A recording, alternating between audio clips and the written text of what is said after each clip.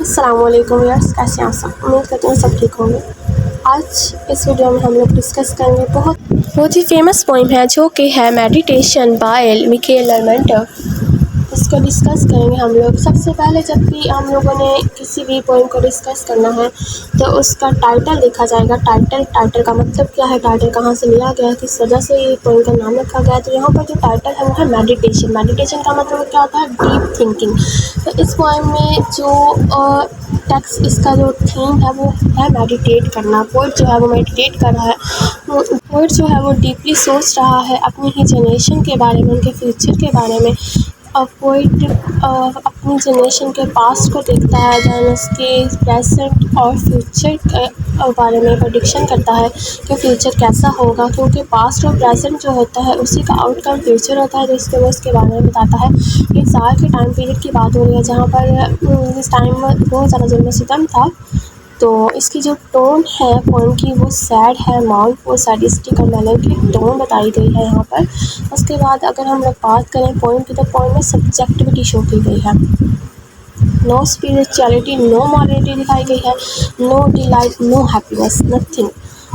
Player का तो element ही नहीं है ना इस पोइम में। People were decaying day by day. जो पोइट मिकेल लेरमेंटर को बता रहा है कि लोग जो है वो डिके कर रहे हैं डे बाय डे। कोई भी अपने फ्यूचर के बारे में नहीं सोच रहे। स्टैग्नेटिंग का वर्ड यूज़ किया गया है इस पोइम में, जो कि मतलब होता है जिसका मतलब है कि जामिद हो जाना। मतलब कि वो लोग फिज़िकली तो ग्रो कर रहे हैं लेकिन मेंटली वो लोग ग्रो नहीं कर रहे हैं। उनका दिमाग जो है वो जामिद हो गया है। Not mentally mature, wasting time, just time waste कर रहे हैं। हाँ, अगर कहीं पे सोचते भी हैं तो फिर सोचते वैसे ही हैं, जस्ट सोचते हैं लेकिन करते कुछ भी नहीं है। और यहाँ पर साइड्स आ रहे हैं और जो है वो अपने फोर फादर्स को भी मलामत करता है, एल्डर्स को मलामत करता है कि उन लोगों की वजह से भी ये ऐसा सीन सारा क्रिएट हुआ है कि उन लोगों ने पहले ही जो लैंडलॉर्ड्स हैं, जार है, उसकी ज़रूरतों को बर्दाश्त किया, इसलिए अब नेक्स्ट जनरेशन को भी बर्दाश्त करना पड़ेगा। कहता है कि हम लोग एलियन की तरह ज़िंदगी गुजार रहे हैं, कोई हम लोगों के पास नया काम नहीं है। गुलामी जो है वो हमारे दिमाग में रच बस गई है। हम लोग किसी भी चीज़ के बारे में अच्छे से थिंक नहीं कर पा रहे, अच्छे और बुरे की तमीज़ नहीं रही। और कहता है कि यहाँ पर एक रिसेंट फ्रूट के बारे में बात की गई है जो कि डिसेम्बरस रिवॉल्ट को सिम्बलाइज़ करता है। और डिसेम्बरस रिवॉल्ट की बात की गई है। डिसेम्बरस रिवॉल्ट में जब वो पोइट बताता है कि वो फल जो कि वक्त से पहले पक गया हो, यानी कि अभी उस रिवॉल्ट का वक्त नहीं था, लोग इतने मैच्योर नहीं थे वो, लेकिन भी उन्होंने बगावत की और उसका नुकसान ये हुआ क्योंकि इन लोगों को शिकस्त हो गई और जो यंग ऑर्फन्स थे उनको सरेआम फांसी दी गई। तो इस वजह से भी बहुत ज़्यादा जो लेरमेंटर का टाइम पीरियड है उसमें बहुत ज़्यादा लोगों का नुकसान हुआ और उन लोगों के भी हौसले ख़त्म हो गए, दोबारा वो कभी भी उठ नहीं सके। और वो बता रहा है, या नेक्स्ट बता रहा है कि बिल्ड का वर्ड यूज़ कर रहा है पोइट। वो कहता है कि हम कोई भी मेहनत करने से पहले ही हार गए हैं। पहले जब डिसेम्बरस रिवॉल्ट के लिए मेहनत की गई, उसके लिए बगावत की गई, लेकिन वो वक्त से पहले की बगावत थी जिसकी वजह से हमें शिकस्त हुई। और अब जो है अब कुछ भी नहीं कर रही। और जो जनरेशन है न्यू, वो किसी चीज़ के बारे में भी कोई काम नहीं कर रही, जस्ट स्पेकुलेशन, जस्ट थिंक कर रही है बट डूइंग नथिंग। तो शुरू करते हैं पोइम की क्रिटिकल एनालिसिस को। इस तक आपको समझ आ गई होगी कि पोइम में बेसिकली बात की जा रही है जो ज़ार का टाइम पीरियड है उसमें बहुत ज़्यादा लोगों पर जुल्म सितम होता था। तो पोइट उसी चीज़ को एक्सप्लेन कर रहा है कि किस तरह से लोग अब इस जुल्म सितम को बर्दाश्त कर रहे हैं और उनके जो दिमाग है वो स्टक होकर रह गए हैं। वो फिज़िकली ग्रो कर रहे हैं, जस्ट काम करते हैं, सुबह उठते हैं, सो जाते हैं। उन लोगों को आज़ादी की कोई फिक्र नहीं है। तो और इसमें फोर फादर्स को भी वो मलामत कर रहा है कि इन लोगों की वजह से भी ये सब कुछ हुआ है क्योंकि इन्होंने भी ऑपरेशन को बर्दाश्त किया है। तो यही सारा इस पॉइंट का थीम है। स्टार्ट करते हैं पॉइंट की critical analysis. Meditation, a poem written by Michael Lehrmentor. He was a Russian romantic writer, poet and painter, sometimes called the poet of Caucasus. The most important Russian poet after Alexander Pushkin's death in 1837. 1837 में Alexander Pushkin की death हो गई थी और उसके बाद जो है सबसे ज़्यादा इम्पोर्टेंट पोइट वो मिखेल लेरमेंटर को कहा गया है। जो कि इम्पोर्टेंट रशियन पोएट कहलाता है और रोमांटिक पोएट भी है ये, and the greatest figure in Russian romanticism में भी ये ग्रेट फिगर है। अलेक्जेंडर पुश्किन जो है वो लर्मेंटर मिखेल का आइडियल था, और इस आइडियल की बेस पर भी इसकी जो अलेक्जेंडर पुश्किन है उसकी डेथ के बाद अगर हम लोग देखें तो सबसे ज़्यादा important figure, important romantic Russian romanticism जो है वो है Lermontov Mikhail. In this poem he meditates over the inactive and idle youth of present generation. वो जो लर्मेंटर मिखेल है वो इस पोएम में किस चीज़ के बारे में सोच कर है, किस चीज़ के बारे में मेडिटेट कर रहा है, inactive and idle youth of present generation. और जो बेकार बैठे यूथ है, इनएक्टिव यूथ है जो प्रेजेंट जनरेशन के, उसके बारे में बात करता है, इनके फ्यूचर के बारे में बात करता है। The very first line of the poem as us word sadness. अब यहाँ पर सैडनेस का वर्ड यूज़ किया है। सैडनेस जो है लर्मेंटर की हर पोएम में सैडनेस जरूर होती है, सैडनेस का एलिमेंट पाया जाता है, उसकी पोएम की जो टोन है वो भी सैड है। Sadness is a crucial element of Lamenter's poetry. He is very sad about the condition of his generation. वो किसके sad है क्योंकि उसकी जो कंट्री की, उसके जो लोगों की कंडीशन है जनरेशन की वो ख़राब है, sad है। There is no happiness, no delight. People were suffering a lot. They were declining with passing day. He is lamenting over the fate of the people. वो लोगों की जो फेट है उसके ऊपर मातम करता था। Future seems so empty, dark and cold. अब इस लाइन में वो बता रहा है कि जो उसकी जनरेशन का फ्यूचर है वो उसको empty, dark and cold दिखाई दे रहा है, उसमें कोई हैप्पीनेस, कोई प्लेजर नहीं उसको दिखाई दे रहा। He has a bird's eye view on his nation. अब वो कहता है कि मेरी जो नेशन है उसके ऊपर मैं बर्ड्स आई व्यू मतलब कि मेरे ऐसी नज़र रखी है मैंने, और मेरा ख्याल है कि इसमें कुछ भी नहीं होगा। Just find pain, suffering, terror, fear, bloodshed, just bloodshed है, फियर है, टेरर है, सफरिंग है। Their future seems so empty, उनका जो फ्यूचर है वो बहुत ज़्यादा एम्प्टी दिखाई दे रहा है to him, because they are all slave. क्योंकि वो तमाम जो है वो स्लेव है। They become slave mentally, physically भी और मेंटली भी वो स्लेव है। No hope seems to come towards them, कोई भी होप नहीं है उनके पास। They are not raising voice against tsar, just wasting their time in idleness, just वो लोग अपना टाइम वेस्ट कर रहे हैं बेकार बैठ कर। Lermontov believes that they have inherited the errors of our side. और जहाँ पर वो एरर्स की बात, जो फोर फादर्स की एरर्स हैं कि उन लोगों ने सप्रेशन को बर्दाश्त किया, and their tardiness of mind, और उनके माइंड की बात की जा रही है। Their forefathers received the oppression due to their tardiness of mind and did not take any decision seriously. उन्होंने कोई भी डिसीजन है वो सीरियसली नहीं लिया।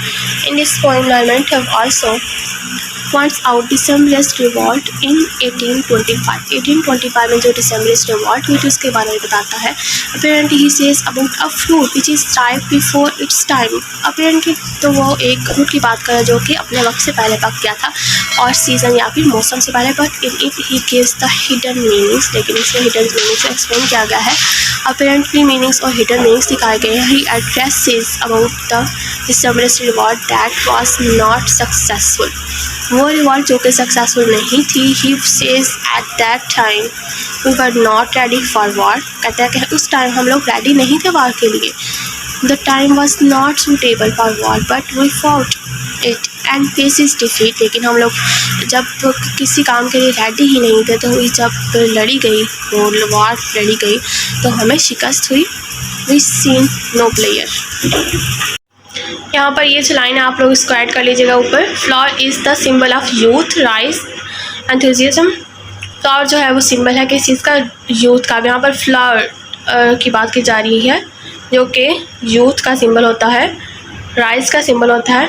Many young were died in it. अब वो बताता है कि जो यूथ है, जो फ्लावर हैं वो डाई हो गए थे, मतलब कि जो यूथ है, यंग पीपल जो हैं उनको मार दिया गया था उस वॉर में।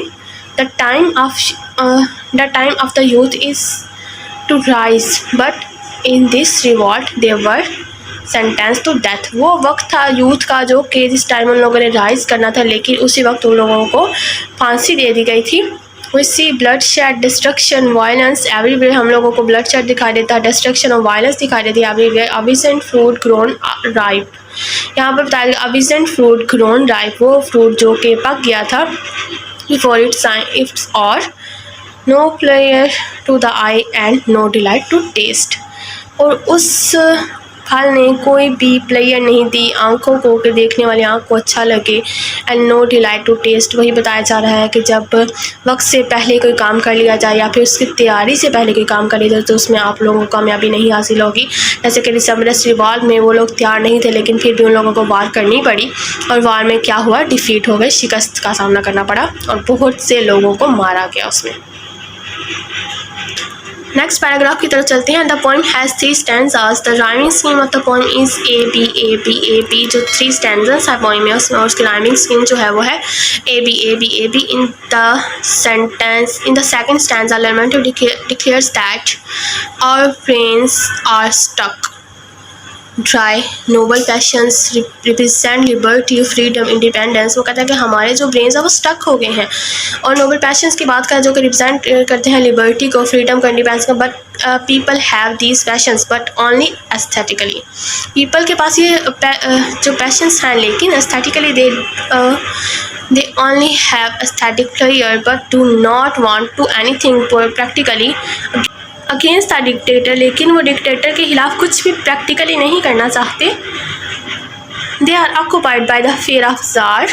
दे have passion aspirations but do not want to use them, dig them deep like a precious assets. उन लोगों ने इस पैशन को ऐसे डिग कर दिया, ऐसे खोद दिया, दबा दिया हुआ जैसे कि एक बहुत ही इम्पॉर्टेंट या प्रीशियस एसेट हो, कोई असासा हो जिसको इन लोगों ने सेव किया हुआ है।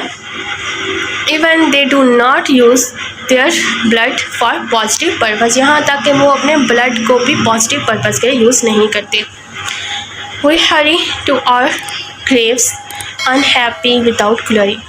यहाँ पर बहुत ज़्यादा इंपॉर्टेंट बात की जा रही है। वो कहता है कि we hurry to our graves, हम लोगों को बहुत ही ज़्यादा जल्दी है कि हम लोग मर जाएँ। अनहैप्पी विदाउट ग्लोरी के मर जाएँ। With one last glance behind. These lines are highly ironical and a direct tribute to Alexander Pushkin. He is a great Russian poet. He urged his nation for freedom through his poetry. अब ये जो Russian poet है, romantic poet है, इसने भी अपनी poetry के ज़रिए से लोगों को अर्ज किया है कि वो लोग ग्लोरी हासिल करें, फ्रीडम हासिल करें, for freedom through his poetry. But people raises fingers on him. लेकिन लोगों ने उसके ऊपर इल्ज़ामात लगाए, उसके ऊपर फिंगर्स रेज की हैं, और finger on him. Lamento says that we want to do a great work so that the coming generations admire us. वो कहता है कि हमें ऐसा काम करना चाहिए ताकि जो अगले आने वाली नस्लें हैं वो हमें एडमायर करें, हमारी तारीफ करें। But we want to die, लेकिन हमें क्या है, हमें सिर्फ मरना है विदाउट एनी ग्लोरी। हमें सिर्फ और सिर्फ we hurry to our graves, यहाँ पर बताया जा रहा है कि हमें सिर्फ और सिर्फ मरने की जल्दी है विदाउट एनी ग्लोरी, किसी भी काम के बगैर, किसी भी ऐसे काम के बगैर जिसके बाद के हमें नई जनरेशन जो वो याद करें। People who do not have traced life like animals there life and death is baseless. वो कहता है कि ये एनिमल्स की तरह लाइफ गुजार रहे हैं जिनका कि कोई बैकअप नहीं है।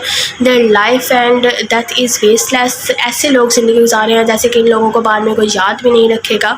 अगर तो कोई ग्लोरी, कोई अच्छा काम किया जाए, कोई ऐसा काम किया जिसकी वजह से नेक्स्ट जनरेशन जब उनको एडमायर करे, ऐसा कोई भी काम नहीं कर रहे ये लोग।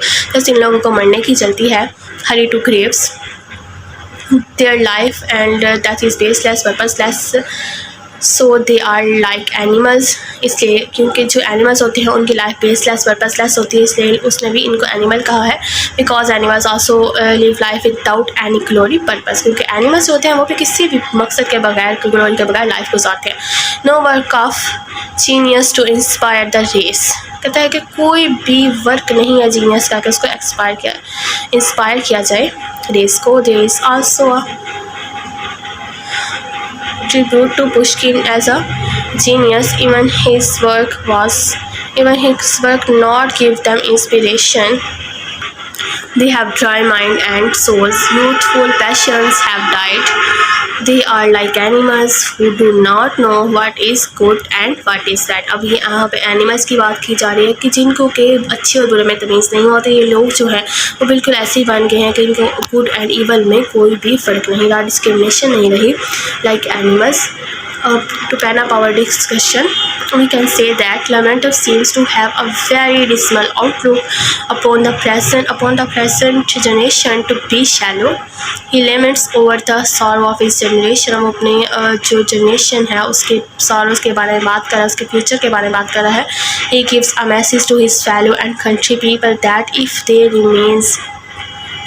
remain silent right now, then in future their coming generation will curse them. अब यहाँ पर एक बहुत ही ज़्यादा इंपॉर्टेंट मैसेज वो दे रहा है. कहता है कि अगर आप अभी तक रिमेन साइलेंट है, अगर आपने कुछ भी ना किया, तो आपकी जो नेक्स्ट आने वाली जनरेशन है वो भी आपको कर्स करेगी. जैसे कि इस पोएम में जो लर्मेंटव है वो भी मलामत कर रहा है फॉर फादर्स को कि उनकी ही टार्डीनेस की वजह से, टार्डीनेस ऑफ माइंड की वजह से इन लोगों को फ्रीडम का सामना नहीं करना पड़ा. will curse them that they do nothing for their freedom and better future. तो ये थी आज की पोइम. अगर आपको ये पोइम अच्छी लगे तो इसको लाइक और सब्सक्राइब ज़रूर कीजिएगा और बेल आइकन को प्रेस करना मत भूलिएगा. Thank you.